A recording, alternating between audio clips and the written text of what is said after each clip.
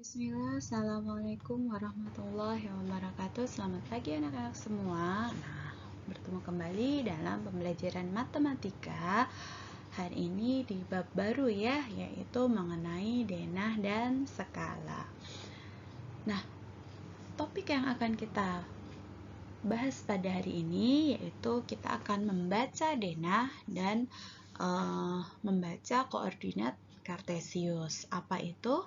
Ini adalah hal baru ya buat kalian. Nah, jadi disimak baik-baik pembelajaran pada pagi hari ini. Baik, kita mulai dari pengertian denah.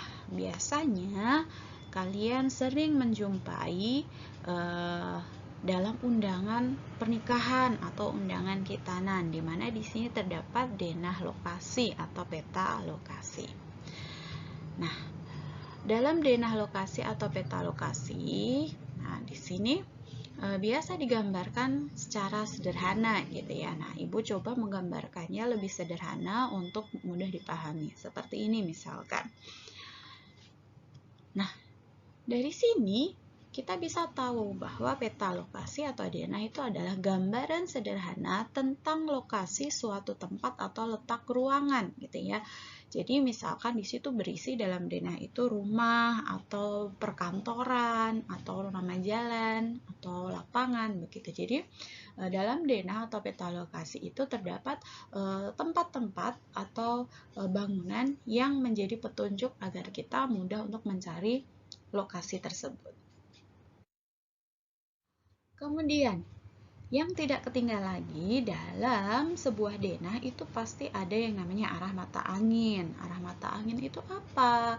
Nah, arah mata angin itu menunjukkan atau sebagai petunjuk di mana sisi barat atau sebelah barat, sisi utara, timur, dan selatan. Nah, biasanya dalam sebuah denah menuliskan arah mata anginnya cukup 4 gitu ya, biasanya cuma utara, selatan, timur, dan barat.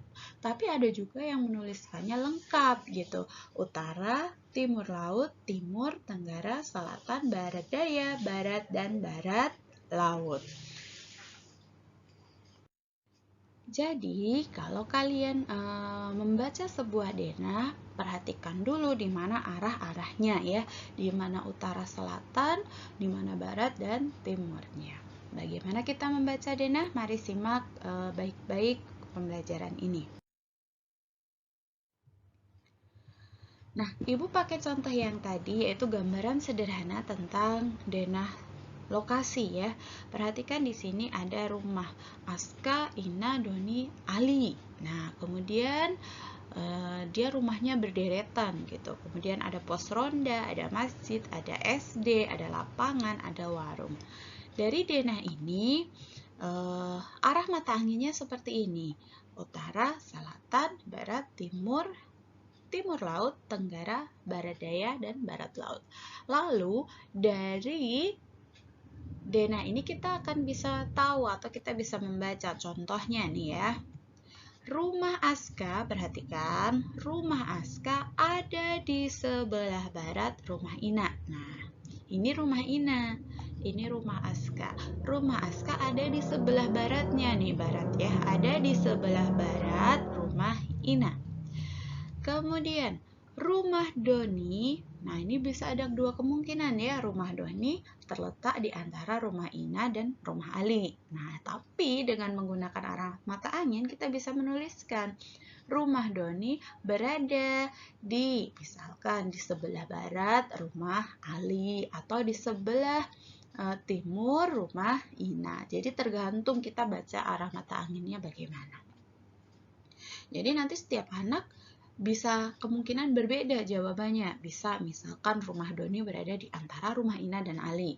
Atau rumah Doni berada di sebelah barat rumah Ali. Atau rumah Doni berada di sebelah timur rumah Ina. Begitu ya. Kemudian masjid. Nah, masjid berada di sebelah timur SD Harapan Kita. Kemudian pos ronda nih, pos ronda ada di sebelah mananya? Oh, ternyata dia menunjukkan arah utara, berarti pos ronda ada di sebelah utara dari masjid.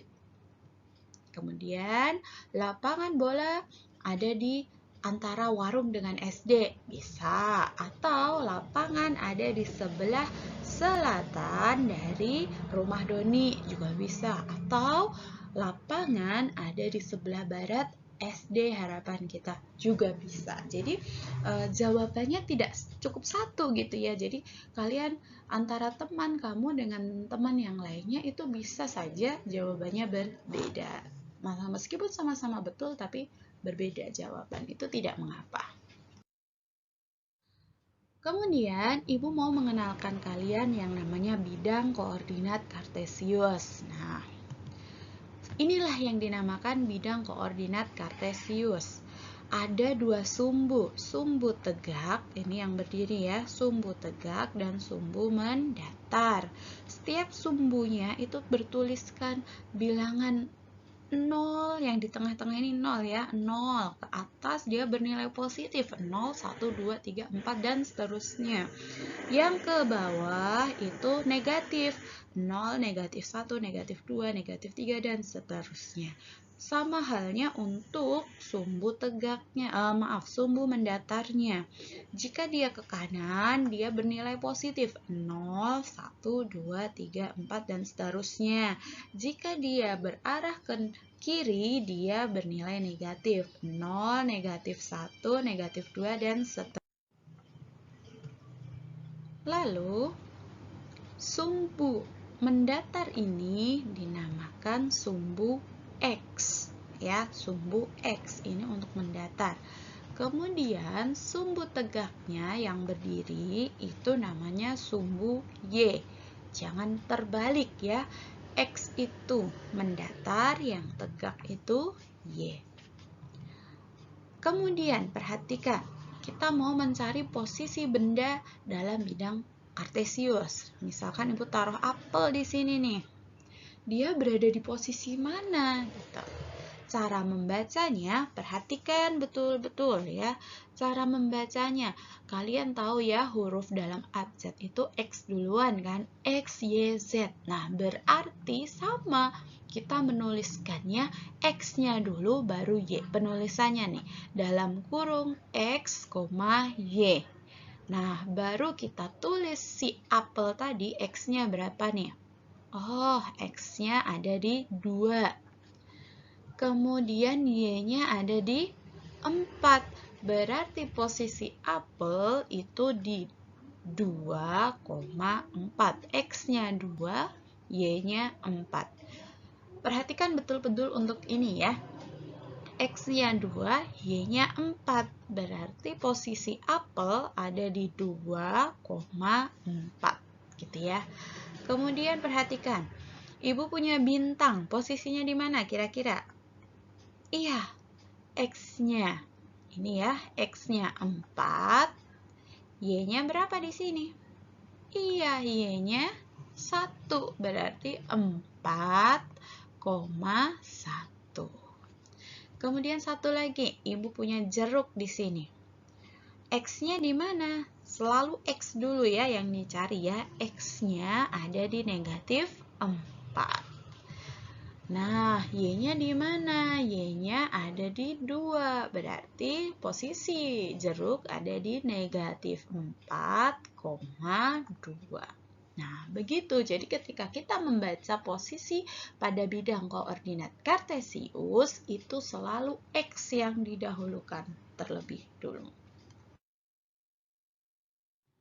Kalau tadi kita mencari posisi benda, sekarang posisi titik pada koordinat kartesius. Nah, tadi ya, koordinat kartesius ada dua sumbu, sumbu X dan sumbu Y. Perhatikan, Ibu punya 3 titik. Titik A, titik B, dan titik C. Perhatikan berapa koordinat atau posisi titik A. Nah, titik A berarti ada di X-nya berapa ini? X-nya 2, Y-nya 1. Berarti A itu 2,1. Yang B, nah perhatikan yang B. X-nya 6, Y-nya 1. berarti B itu posisinya di 6,1. Yang C itu posisinya X-nya di 4, Y-nya di 5, berarti 4,5 itu posisi C.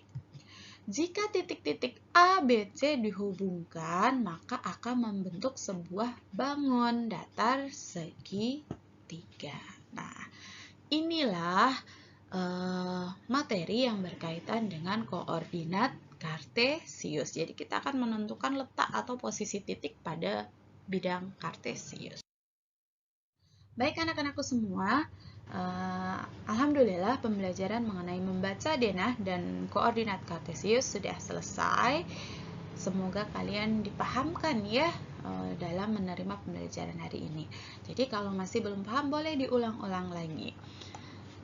Insya Allah pekan depan kita akan belajar tentang skala. Nah, ini materi terakhir sebelum kalian akan mengikuti penilaian akhir semester. Ibu akhiri pembelajaran hari ini. Assalamualaikum warahmatullahi wabarakatuh. Barakallahu fikum.